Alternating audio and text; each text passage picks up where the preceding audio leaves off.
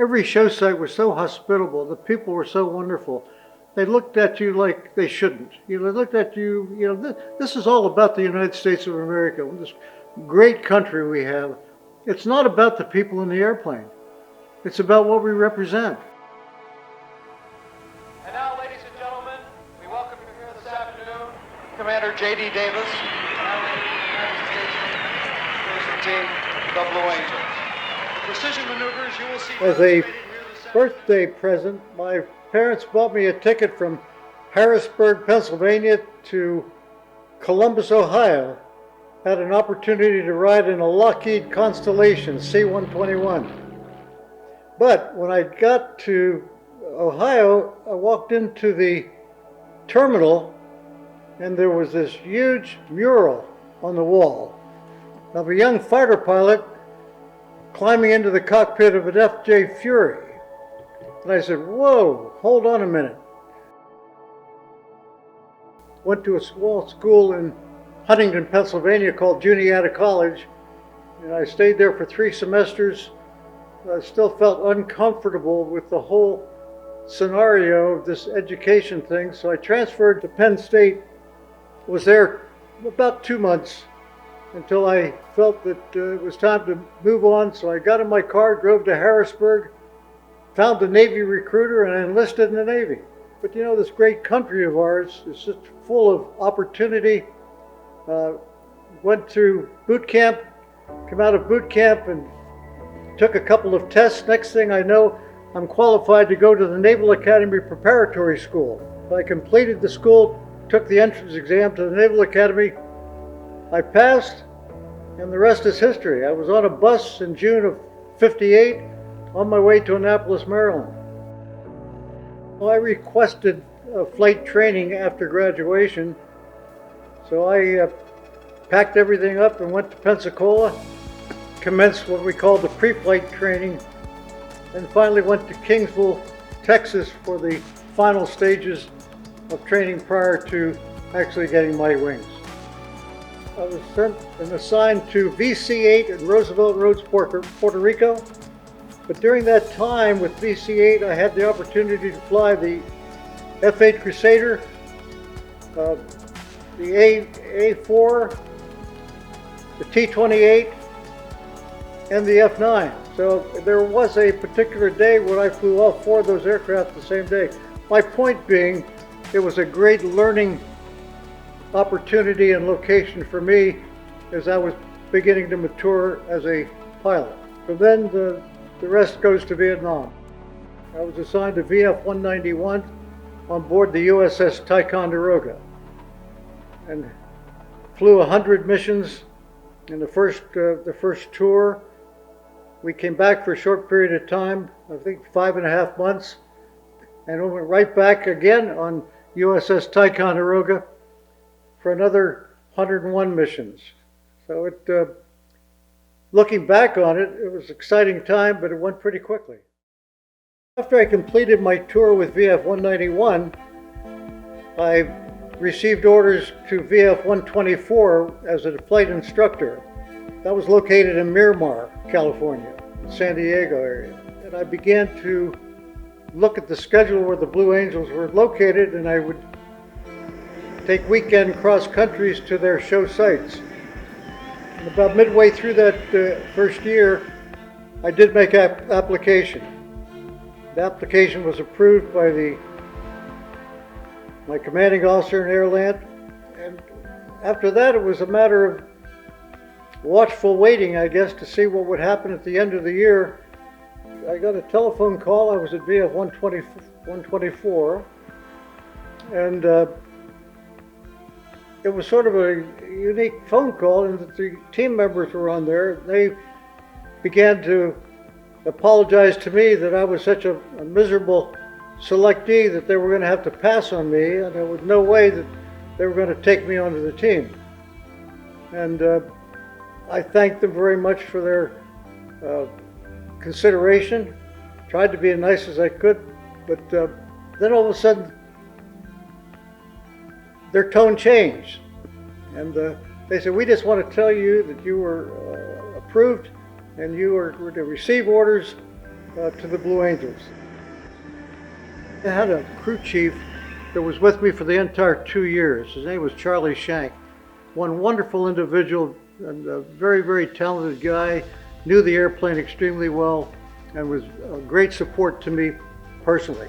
But we spent many hours sitting out in the hot desert over their practice field trying to put together what I would consider an appropriate definition to the crowd of what they were seeing and why they were seeing that particular maneuver at this particular point in time. So a lot of that time was spent, particularly the first year, the early winter of 1970, of working up my narration. And so Charlie and I would get in the airplane, and after we felt comfortable with the narration, we spent very little time there. We were mostly on the road, meeting with the air show coordinators, looking at the actual show site as to the viability of having the F4, big airplane, flying in that particular airdrome. This was well in advance now of the dates that they would actually arrive there.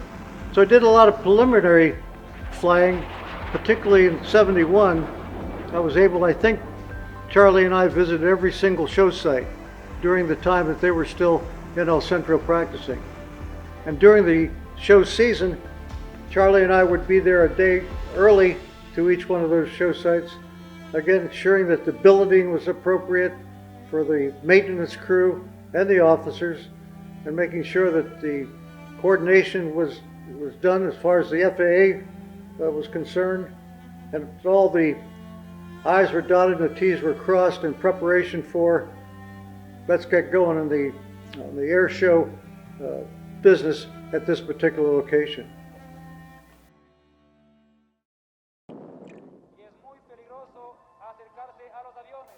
We deployed to remote air show sites in 1970. We went to Hawaii, but we also went to Quito, Ecuador, in South America. We had a wonderful tour in Quito, very much different than our typical show sites, nestled between two very high mountains at an altitude of about 10,000 feet, but everything worked as advertised, and the people were absolutely phenomenal. They took care of our every need, and it was a very pleasant experience to be in Ecuador at that particular point in time.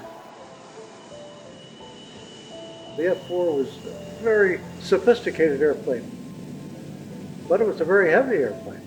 It's complicated, but very honest and very powerful. I was flying a press ride with a young lady in the back, and it wasn't a really good day. The sun would shine and then the clouds would come in and so forth. Well, I got airborne, and we're airborne with her for about 20 minutes, and I felt that va-voom. Looked down and the port engine froze. So I just had the one engine, and I said, "Ma'am, I'm going to be a little bit busy up here, but don't you worry, everything's going to be okay." Well, the Phantom was such a heavy airplane, you had to be careful with your procedures, because with one engine would not support full flaps in that airplane. So I called approach control and said, "This is my squawk, and this is where I am. I need to be handled expeditiously on deck at the earliest opportunity." I didn't declare emergency, but they gave me a couple of turns. I went to hat flaps, got the gear down, and they brought me in. Don't think she really ever knew what would happen. There wouldn't be any Blue Angels if it weren't for the diligence and the professional knowledge that was demonstrated by the maintenance crew. There's no way. I mean, they just bent over backwards. It was a very, very difficult airplane from the air show perspective. And I can't tell you how important the maintenance crew were, and the individual crew chiefs. They were the blood of the whole organization. No question about it. No question. Without that airplane flying properly, you didn't have an air show. And they made that happen, and they made it happen with a very difficult airplane. There was a base in Louisiana called New Iberia. New Iberia was developed, I think, out of pork primarily. It wasn't open for a great deal of time, but it was an anti-submarine base. And I don't know if you can see this picture or not, but it's a picture, you call it a chimpanzee well, that's Sheila. Sheila was 3 years old. She was being maintained there until she came into season, and they had a 10-year-old male. They were going to try to, for the first time, generate offspring in a private environment. Whether that was successful or not, I don't know. But they brought her down in a chain. All 7 of us were standing in a row, and she walked with her knuckles. She walked down the line. She came back. She walked up to me. She put a hand on my shoulder, a leg up on my knee thing, and got into my lap. And that's what the picture you just saw. And I'll tell you something. She obviously hadn't showered in 3 years. She was 3 years old. Oh boy, did she have an odor. It was not nice. But anyway, I never followed up, and I didn't know who to follow up with. So I don't know whether that was ever successful. But these are the type of offshoot things that you could, from time to time, run into. There's a good, strong bond that existed between each and every individual. In particular, our leader, Commander Harley Hall. He was an amazing individual. He had one of these people that had size 18 leadership shoes. When he walked into the room, you knew somebody walked into the room. And he had a compassion and an understanding and a love for not just aviation, but for the people that he commanded. It's given me a greater appreciation for what